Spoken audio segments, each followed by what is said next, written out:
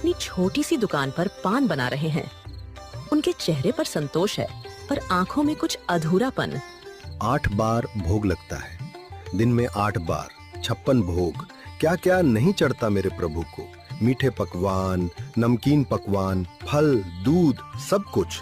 मेरा मन हर बार एक ही सवाल पूछता है, इतना सब कुछ पर पान क्यों नहीं? भोजन के बाद एक पान, आहा, कितना संपूर्ण हो जाता मेरा प्रभु का भोग। ये कहानी सिर्फ एक पान वाले की नहीं है। जब पुरी सो रही थी, प्रभुदास की ये अनकही प्रार्थना भगवान तक पहुंच गई थी। और भगवान की लीला तो अपरंपार है। वो ऐसे रास्ते ढूंढ लेते हैं जिनकी कोई कल्पना भी नहीं कर सकता। प्रभुदास अपनी कुटिया के किवाड़ बंद करके सोने की तैयारी करते हैं। तभी बाहर से हल्की खटखटाहट होती है।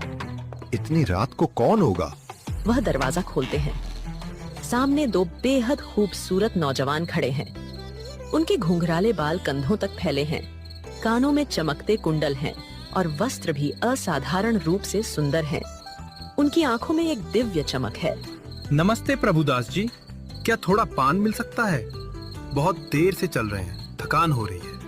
अरे अरे हाँ, जरूर। आप दोनों इतनी रात को? पहले कभी देखा नहीं। जी, हम बस ऐसे ही भटकते हुए यहाँ आ गए। प्रभुदास तुरंत उनके लिए 2 पान बनाते हैं। उनकी सुंदरता और विनम्रता से वह इतने मोहित हो जाते हैं कि कुछ और पूछना भूल जाते हैं। लीजिए, ताजा ताजा पान।